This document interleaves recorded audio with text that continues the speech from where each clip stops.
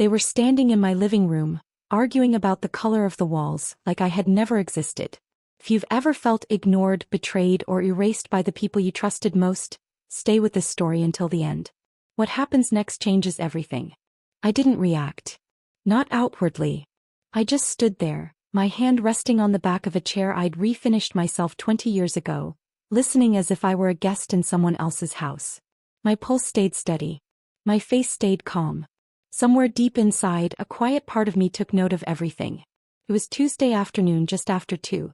Winter light slanted through the front windows, the same ones I'd washed every spring. The smell of fresh coffee drifted from the kitchen. My coffee maker, my mugs. A cardboard box sat open near the hallway, filled with framed photos I hadn't given permission to touch. Well, if we repaint now, it'll feel more like home by spring, my daughter-in-law said. Home. Her mother nodded, already imagining herself settled in. This beige is depressing anyway. I looked down at my wrist. The hospital bracelet was still there, white plastic against thinning skin, my name printed in block letters like proof I hadn't imagined the last 4 months. 4 months in a hospital bed. 4 months in a fog I hadn't chosen. 4 months where breathing was the only thing I was certain I could still do. And yet here they were, discussing my walls like an inconvenience. I'm glad you're feeling better, my daughter-in-law added, turning to me with a careful smile. The kind people use when they're not sure how much you understand. This must all be a lot for you. I returned the smile. Soft. Polite. The way older women learn to do when they sense danger but aren't ready to show it. It is, I said. But I'm grateful to be home. That wasn't a lie. Just not the whole truth. I moved slowly through the room, letting my fingers trail over the edge of the bookshelf my husband and I had built together before he passed. Dust had been wiped unevenly. Someone else's hands had been here. Someone else had decided what stayed and what went. A small unease settled in my chest, not panic, not anger. Something sharper. Something alert. My son stood near the window, arms crossed, staring outside. He hadn't said much since I arrived. He hadn't hugged me the way he used to. When I caught his reflection in the glass, he looked away. That hurt more than I expected. I didn't realize there were plans to change the house, I said gently, keeping my voice even. Oh, she replied quickly, too quickly. It was already done. I mean, arranged. Arranged. I nodded as if that explained everything. I let my eyes drift toward the mantel. My wedding photo was gone. In its place sat a potted plant I didn't recognize. The clock above it, the one that chimed every hour, had been replaced with something silent and modern. I wondered when that had happened. During which week I lay unconscious, my body monitored by machines while decisions were made without me. A knock sounded at the door. Everyone froze for half a second. Not enough to notice if you weren't watching closely, but I was. I'll get it, her father said, already moving. I followed slowly, my slippers whispering against the hardwood floors. When he opened the door, a man stood on the porch holding a clipboard. Mid-40s. Practical coat. Real estate smile. Just dropping off the final paperwork copy, he said cheerfully. Paperwork. My daughter-in-law stepped between us, blocking my view like a reflex. We've got it covered, thank you. But I had already seen the header on the page. My address. Bold. Visual. Something cold settled behind my ribs. The man glanced at me, then back at her. Everything's finalized. Sale closed last week. So, the word didn't echo. Didn't need to. It landed cleanly, heavily, like something that had been waiting its turn. My daughter-in-law laughed lightly. She's still adjusting. It's been a difficult recovery. I looked at the man and smiled. I'm breathing, I said. So I'd say I'm doing all right. His smile faltered. Just slightly. He left quickly after that. No one spoke for a moment. The house felt different then. Smaller. Like it was holding its breath. I didn't realize the house was sold, I said finally, my voice calm enough to surprise even me. My son shifted his weight. Still didn't look at me. It was complicated, she said. You were incapacitated. That word. Incapacitated. As if I had ceased to be a person. I don't remember signing anything, I said. You don't remember a lot from that time, she replied gently. Too gently. I walked to the kitchen and sat at the table, the same spot where I'd paid bills and written grocery lists and helped my son with homework decades earlier. My legs felt steady beneath me. My hands didn't shake. That may be true, I said. But I've always remembered what matters. Her parents exchanged a look. A quick one. The kind people share when they think someone isn't paying attention. I suppose I should see the paperwork, I added. She hesitated. Just a beat too long. We can go over it later, she said. You should rest. I met her eyes then. Really met them. I rested for 4 months, I said quietly. Something hardened in her expression. Not fear. Not yet. But irritation. As if I were being inconvenient instead of compliant. Everything was done legally, she said. We had to make decisions. My son finally spoke. Mom, it was for the best. That was when the room truly shifted. I looked at him, at the man he'd become standing in my house telling me what was best for me. I wanted to ask him when he'd stopped believing I had a say in my own life. I wanted to ask when silence became easier than loyalty. But I didn't. Instead I smiled again. Smaller this time. I understand, I said. It must have been hard for all of you. Relief washed over her face. He thought I was giving in. I wasn't. I was listening. I was noticing the way the paperwork wasn't where it should be. The way dates were spoken vaguely. The way my name had become something they avoided saying directly. I was breathing. I was standing. And I knew something they didn't yet realize. This wasn't over. I pushed my chair back and rose slowly. I'm going to lie down for a bit, I said. It's been a long day. She nodded, already turning away, satisfied. As I walked down the hallway toward the bedroom that no longer felt like mine, I passed the open box of photos again. My life, stacked and ready to be moved. I paused. Picked up one frame. And that was when I knew, truly knew, that someone had made a very expensive mistake. Someone had made a very expensive mistake, and as I carried that thought down the hallway, I understood something else just as clearly. The truth wasn't going to come from questions. It was going to come from what people stopped saying once they believed I was no longer a threat. The bedroom door closed behind me with a soft click. The room smelled faintly of detergent that wasn't mine, a sharp, artificial scent that lingered in the air. My quilt had been folded too neatly, corners tight like a hotel bed. I sat on the edge and let the quiet settle. In the living room, voices dropped the moment they realized I was gone. That silence was loud. I lay back slowly, staring at the ceiling fan, listening to the rhythm of a house that no longer spoke freely around me. Footsteps crossed the hallway. Cabinets opened and closed. Someone laughed, quick and nervous. The sound slid under my skin and stayed there. No one knocked to check on me. That told me more than any apology could have. Later I heard my son's voice, low and strained. I couldn't make out the words, only the tone. He used to sound different when he talked to me. Softer. Now there was an edge, like someone bracing for impact. I closed my eyes and let the sound wash over me, committing it to memory. When the house finally went quiet for the night, I didn't sleep. I stared at the shadows stretching across the walls, mapping the hours by the way the light shifted from the street lamp outside. Somewhere between midnight and morning, I stopped feeling shocked and started feeling alert.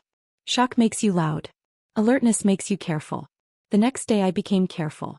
At breakfast, I moved slowly, deliberately, like someone still unsure of her balance. I asked where things were, even when I already knew. I let my hands tremble just enough to invite help. My daughter-in-law hovered, watching me the way people do when they're gauging how much control they still have. Are you remembering more today? She asked, setting a cup of tea in front of me. Bits and pieces, I said. It comes and goes. Her shoulders eased. I saw it happen. She talked more after that. Not directly to me but around me. She spoke to her parents about schedules, paperwork, errands that needed running. I sat quietly, nodding, letting them forget I was listening. Silence is a gift people give themselves when they think they're safe. I learned that the house wasn't just sold. It had been rushed. I learned that decisions were made before doctors ever used the word coma. I learned that my son had signed something he didn't fully understand because trusting his wife felt easier than questioning her. He still wouldn't meet my eyes. That hurt in a deeper place, one that didn't ache so much as hollow out. In the afternoon, a nurse called to check on my recovery. I put the phone on speaker without saying so. When she asked if I'd been able to review my discharge papers, my daughter-in-law answered for me. She's still confused, she said lightly. We're handling things. I watched my son's reflection in the dark television screen. His jaw tightened. After the call, I said nothing. I folded my hands in my lap and stared at them like they belonged to someone else. The quiet stretched, uncomfortable and thick. Finally, she cleared her throat and changed the subject. Another answer given without words. That evening, I wandered into the hallway and stopped in front of the coat closet. It was half empty. My husband's jackets were gone. So were my good winter boots. I stood there longer than necessary, letting the loss register in my body before my mind caught up. "They're in storage," she said quickly from behind me. I nodded. "That makes sense." She smiled, relieved again. That night, I cried silently into a pillow that wasn't mine. I cried for the house. For my husband. For the version of my son who would have fought for me once. When the tears dried, what remained wasn't weakness. It was clarity. Over the next few days I said less and noticed more. I watched which mail disappeared before I saw it. I listened to the way my name was avoided when conversations turned serious. I noted how often phrases like "we assumed" and "it seemed easier" appeared. No one asked what I wanted. That, too, was information. One morning while folding laundry I found an envelope tucked between towels. My name was typed on it, spelled correctly. Inside were copies of forms I didn't remember signing. Dates jumped out at me. The ink looked darker on some pages than others, like they hadn't been filled out at the same time. I slid the papers back exactly where I found them. Later, when I mentioned feeling tired, my daughter-in-law suggested a nap. She even tucked the blanket around my shoulders, careful and gentle. I thanked her and closed my eyes. As soon as I heard the front door close, I got up. I walked through the house with new eyes, tracing the path of decisions that had been made without me. I checked drawers. I opened cabinets. I didn't rush. Rushing leads to mistakes. In the study, my desk was bare. Too bare. Someone had cleaned it with purpose. But when I ran my fingers along the inside edge, I felt a familiar notch, small and hidden. I reached inside and pulled out the thin folder I'd tucked there years ago. It was still there. That was my advantage. Quiet. Forgotten. Untouched. I didn't open it. Not yet. Knowing it existed was enough. When they came home, I was back in bed, breathing evenly. No one suspected a thing. At dinner, my son finally spoke to me directly. "You okay, Mom?" I looked at him, really looked at him, and saw fear under the guilt. "I'm learning," I said.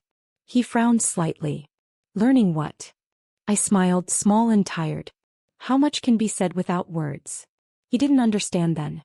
But he would. As the dishes were cleared and the house settled into its nighttime hush, I felt something solid take root inside me. Not anger. Not vengeance. Something steadier. Silence had shown me where the cracks were. And once you see the cracks, you know exactly where pressure belongs. Exactly where silence showed the cracks, and once I understood that, I stopped needing answers out loud. I needed time, and I needed them comfortable enough to forget themselves. So I softened.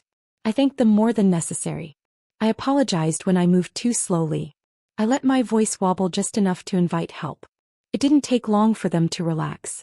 That morning, I shuffled into the kitchen wrapped in my cardigan, the one with the loose buttons, and waited for someone to notice I was standing there. My daughter-in-law rushed over, guiding me to a chair like I might collapse at any second.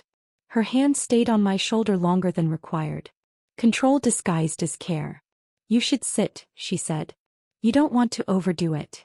She was right about one thing. I didn't want to overdo anything. I wanted balance. I wanted them convinced I needed them more than they needed me. I let my hands shake when I lifted my mug. Tea sloshed over the edge, warm against my skin. She gasped and dabbed at it with a towel, fussing, apologizing, taking over. I watched her face closely. There was satisfaction there. Relief. She needed to believe I was manageable. "I'm just so grateful you're all here," I said quietly. "I don't know how I would have gotten through this without you." That did it. Her parents exchanged a look that said the problem had solved itself. My son nodded, his shoulders loosening for the first time since I'd come home. Gratitude is disarming. It makes people careless. Later that day, I asked for help paying a bill. I chose one I'd already memorized, pretending the numbers confused me. My son leaned over my shoulder, explaining slowly, the way he once had when he was learning his times tables. It was strange letting him feel useful again. It hurt too. But usefulness builds trust. "You're doing great, Mom," he said, smiling. I smiled back. I couldn't do this without you. That wasn't entirely false. I couldn't do it alone. I just didn't need their version of help. Over the next few days I practiced being underestimated. I forgot names. I misplaced glasses that were already on my head. I asked the same question twice.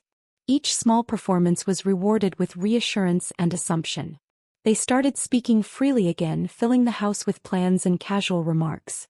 "She won't notice," her father said once, not realizing I was standing in the doorway. I pretended not to hear. I also began to feel the weight of the act. Weakness, even when borrowed, settles into the bones. There were moments I caught my reflection in the mirror and wondered how much of this softness was real. Recovery isn't pretend. My body reminded me of that every morning when I stood too fast or reached too far. But pain sharpens focus. It doesn't dull it. One afternoon I asked if I could review my medical paperwork, just to understand what had happened to me. My daughter-in-law hesitated, then handed me a thin folder. Not the full one. I knew the difference by the weight alone. I flipped through slowly, asking simple questions. Dates. Terminology. I watched her face as she answered. Watched where she rushed. Watched where she deflected. "You don't need to worry about all this," she said finally. "It's in the past." "Everything that happened to me is in the past," I replied gently. "That doesn't mean it doesn't matter." She smiled tightly and changed the subject. That evening her mother offered to help organize my things. She pulled boxes from the hall closet, stacking them neatly. I thanked her and sat on the bed, letting her decide what went where. It was fascinating watching someone curate your life. "This can probably go," she said, holding up an old notebook. I reached for it without thinking. "Oh, I'd like to keep that." He paused, surprised. Then she laughed. "Of course. Sentimental." She didn't open it. She didn't know what it was. And she didn't need to. That night, after everyone went to bed, I stayed awake listening to the house breathe. The hum of the refrigerator. The tick of a clock I didn't choose. Somewhere in the walls, the faint rush of pipes. It reminded me of the hospital. How stillness there had been mistaken for absence. I wasn't absent now. I was present in every quiet corner. The next morning I made breakfast. Slowly. Carefully. No spills this time. They watched me from the doorway like proud supervisors. I let them. "I want to be useful," I said. "I hate feeling like a burden." My son stepped forward. "You're not a burden." I met his eyes. "Then let me help." He nodded, relieved. Another door opened. As days passed, I learned their routines. Who checked the mail? Who handled phone calls? Which drawers were off limits? I noticed what paperwork stayed out and what disappeared quickly. I noticed how my name appeared less and less in conversations that mattered. That knowledge didn't make me angry. It made me precise. One afternoon, a woman from the insurance company called. She asked to speak with me directly. My daughter-in-law reached for the phone automatically, then stopped herself. I watched that moment closely. "I can take it," I said, smiling. The conversation was brief. Polite. Revealing. When it ended, I sat quietly for a long time, absorbing what hadn't been said. Later, when I mentioned the call, my daughter-in-law stiffened. "They shouldn't be bothering you." "They weren't," I replied. "They were clarifying." Her jaw tightened. Then she softened. "You don't need to worry about details." I nodded. "You're right. I trust you." Trust is heavy. People drop it when they're not careful. That evening, my son asked if I wanted to watch television with them. I said yes. I sat between them on the couch, wrapped in a blanket, listening more than watching. Their voices rose and fell. They laughed. They relaxed. I rested my head back and closed my eyes. Instead, I counted days, words, silences. Weakness was the costume. Gratitude was the script. And while they believed every line, I was learning exactly how far they'd gone, and how far they were willing to go again. I stayed still. I stayed quiet. And they mistook that for surrender. Which is why no one noticed when I stopped pretending to be tired. The house felt different that morning. Tighter. Charged. Even the light coming through the windows looked sharper, reflecting off the bare spots where my things used to be. New Year's Eve had arrived quietly, wrapped in gray skies and cold air, and everyone moved through the house with the kind of energy that comes before a performance. I watched from the kitchen table as my daughter-in-law checked her phone, fingers tapping too quickly. Her parents were already dressed, coats draped over chairs, voices low and excited. My son paced between rooms, distracted, his mind clearly somewhere else. They were getting ready to leave. "Are you sure you'll be all right alone?" my daughter-in-law asked, not looking at me as she spoke. "I'll be fine," I said. "I might rest. Big days still tire me." That answer pleased her. It always did. They left just before noon, the door closing behind them with a final click that echoed longer than it should have. I waited a full minute before moving. Old habits die hard, especially when silence has taught you to listen for more than sound. Once I was sure I was alone, I stood and stretched slowly, feeling the pull in my joints, the reminder that time had passed whether I agreed with it or not. I moved through the house with purpose now, not urgency. Purpose is steadier. I dressed carefully for the evening. Nothing dramatic. A dark coat. Sensible shoes. My hair brushed neatly, the way it always was when I wanted to be taken seriously. In the mirror, I barely recognized the woman looking back at me, not because she looked weak but because she looked resolved. Before leaving, I walked through each room once more. The living room. The hallway. The study. I touched the doorframe lightly as I passed, an old habit from years of ownership and care. Whatever happened tonight, I wanted to remember this moment clearly. Outside, the cold bit at my cheeks as I stepped onto the sidewalk. The neighborhood was quiet but not asleep. Lights flickered on and off behind curtains. Somewhere down the street someone laughed. Life continued, indifferent to reckoning. The event was held at a modest community space downtown, the kind of place meant to feel festive without being extravagant. I arrived early, before the room filled, before the noise could drown out intention. Folding chairs lined the walls. Tables were set with paper decorations and plastic glasses, nothing fancy. It felt appropriate. I chose a seat near the back, close enough to see but far enough to remain unnoticed for a while. People filtered in gradually, coats shrugged off, greetings exchanged. I recognized some faces. Neighbors. Friends of friends. People who believed they knew my story already. They didn't. When my daughter-in-law arrived, she didn't see me at first.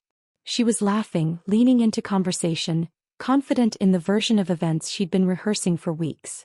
Her parents followed close behind, smiling, comfortable. My son trailed them, quieter than the rest. I stayed seated. I watched. The room filled with chatter and music from a small speaker near the front. Someone tested a microphone. A volunteer passed out programs. The evening rolled forward as planned, smooth and unsuspecting. That was the hardest part, sitting still while the moment approached. My heart didn't race. It beat slowly, deliberately, like it understood what was required of it. When my daughter-in-law finally noticed me, her smile faltered. Just briefly. She recovered quickly, waving as if nothing were wrong. I raised my hand in return, calm and polite. She leaned toward my son and whispered something. He turned, his eyes landing on me with surprise, then concern. He started toward me, then stopped, uncertain. I stayed where I was. The program began with speeches about endings and beginnings, about hope and fresh starts.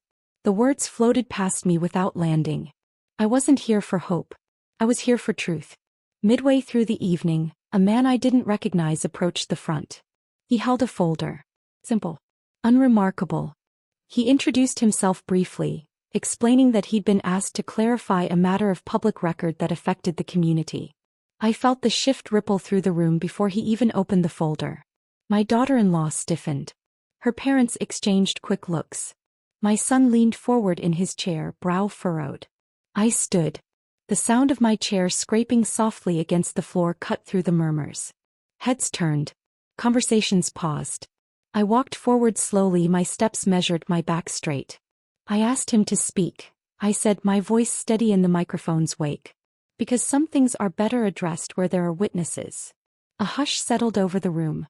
The man opened the folder. Papers rustled. Dates were read aloud. Names spoken carefully. My name included. I didn't look at my daughter-in-law. I didn't need to. I could feel her attention like heat against my skin. Questions began to form in the room, whispered and half-finished. Someone coughed. Someone else shifted uncomfortably. The man continued, explaining processes, obligations, inconsistencies. He didn't accuse. He didn't dramatize. He simply laid out facts. That restraint made them heavier. My son stood then. What is this? He asked, his voice tight. It's clarification, I said. The kind I was told I didn't need. My daughter-in-law stepped forward, her smile brittle now. This isn't the time or place. It's exactly the time, I replied. And the place is public. As it should be. Her parents whispered urgently to each other. One of them moved toward the exit, then hesitated, uncertain. Eyes were on them now. The room was awake. I felt a strange calm settle over me, deeper than anything I'd known in weeks. Not satisfaction. Not relief. Just clarity. The man closed the folder and stepped back. His part was done. What remained belonged to us. My daughter-in-law turned to me, her voice low. You're confused, she said. This is a misunderstanding. I met her gaze fully for the first time that night. No, I said. This is the part where misunderstandings end. My son looked between us, searching for something familiar, something solid. I saw the moment when doubt finally reached him. It didn't resolve everything, but it cracked something open. Around us, the celebration had dissolved into silence. No music. No laughter. Just attention. I didn't say everything. Not yet. I didn't need to. Tonight wasn't about answers. It was about presence. About no longer being invisible. I stepped back from the microphone and returned to my seat, the weight of the room still pressing in. Conversations didn't resume. People watched. Waited. As the clock in the corner ticked closer to midnight, I sat quietly, hands folded in my lap, breathing evenly. Outside, distant fireworks began to crackle, celebrating a new year. Inside, something older and heavier was coming to an end. And everyone could feel it. The silence didn't break when the fireworks outside grew louder. It stayed with us, heavy and deliberate, pressing against the walls of the room like a held breath. I remained seated, hands folded in my lap, while eyes moved from me to my daughter-in-law and back again, searching for cues, for permission to react. He was the first to move. This is ridiculous, she said, her voice sharper than she intended. You're embarrassing yourself. I looked at her, really looked at her, and saw what I hadn't allowed myself to name before. Fear. Not panic, not anger. Fear of losing control. The kind that comes when a story you've carefully managed starts telling itself. I'm not embarrassed, I said. I'm finished being quiet. My son stepped forward, confusion etched deep into his face. Mom, what's going on? I stood then, slowly, deliberately, my joints protesting but my spine steady. The room shifted with me. People always assume age makes you fragile. They forget it also makes you unmovable. What's going on, I said, is that decisions were made while I was unable to speak. And those decisions weren't made for me. Her parents began whispering urgently. Her father reached into his coat pocket, then stopped himself when he realized how many eyes were watching. The comfort they'd carried in walked out certainty had vanished.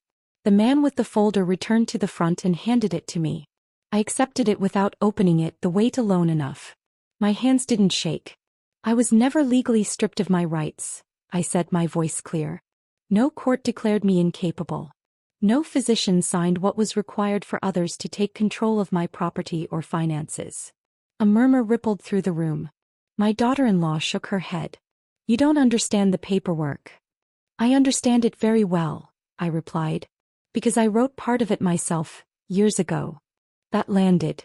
I opened the folder then, just enough to show the top page. A power of attorney document. An older one. Properly executed. Properly stored. The one she never found. I prepared for illness after my husband died, I continued. I prepared for accidents. For surgery. I prepared because I've lived long enough to know life doesn't ask permission. My son stared at the page, then at her. You said there wasn't anything like this. She didn't answer him. She couldn't. I also kept records, I said, closing the folder again. Notes. Dates. Conversations. Not because I expected betrayal, but because I expected responsibility. The room was utterly silent now. Her mother spoke, her voice thin. This is a misunderstanding. We thought. You thought I wouldn't wake up, I said calmly. Or that if I did I'd be too tired to fight. I let that sit. Police lights flickered briefly through the windows, blue and red reflecting off the decorations. Someone gasped quietly. I didn't turn to look. I didn't need to. I hadn't called them to make a scene. I'd called them because truth needs structure. My daughter-in-law's confidence finally collapsed. You planned this, she said. Yes, I answered. Because surviving something doesn't mean you owe people silence. My son looked at me, then really looked, and something broke open in his expression. Why didn't you say anything sooner? I softened, not for her but for him. Because I needed to know who you were when you thought I was weak. That hurt him. I saw it land. But growth often does. The officers spoke quietly with the man from earlier. Paperwork changed hands. No shouting. No dramatics. Just consequences moving into place. Her parents were asked to step aside. Then to step outside. Their faces hardened as realization settled in. The life they'd assumed was secured had dissolved in front of witnesses. She reached for my arm. I stepped back. This didn't have to happen, she said. It did, I replied. Because you didn't ask. You decided. My son followed the officers outside briefly, then returned alone. He stood beside me, uncertain, older somehow. I didn't know how to stop it, he said quietly. I nodded. How you do. The room slowly emptied after that. Conversations resumed in hushed tones. People avoided eye contact or offered gentle nods of understanding. The celebration never returned. Didn't need to. When midnight came, it arrived quietly. I walked out into the cold alone, the air sharp and honest against my skin. Fireworks burst overhead, brilliant and temporary. I watched them without wishing on anything. Weeks passed. The house came back to me in stages. Paperwork first. Then keys. Then quiet. Her parents removed their things under supervision, the sound of boxes scraping floors echoing through rooms that had once held laughter. She didn't fight publicly. She couldn't. The evidence spoke clearly enough. My son helped me move back in. Slowly. Carefully. He didn't rush. He asked before touching anything. That mattered. One afternoon, while unpacking a box of photos, he stopped and sat beside me on the floor. I'm sorry, he said. No excuses. No conditions. I nodded. I know. Forgiveness didn't come instantly. But respect did. I set boundaries after that. Legal ones. Emotional ones. I stopped explaining myself. I stopped justifying my needs. I stopped shrinking. Life didn't become perfect. But it became mine again. Some evenings I sit in the living room and listen to the house settle. The same sounds. The same walls. Different weight. I'm not angry anymore. I'm awake. People think revenge has to be loud. Violent. Final. They're wrong. The deepest revenge is living fully in the space someone tried to erase you from. And never needing their permission again. If this story spoke to you, you're not alone. Subscribe for more powerful emotional stories about betrayal, strength, and quiet revenge. You deserve to hear them.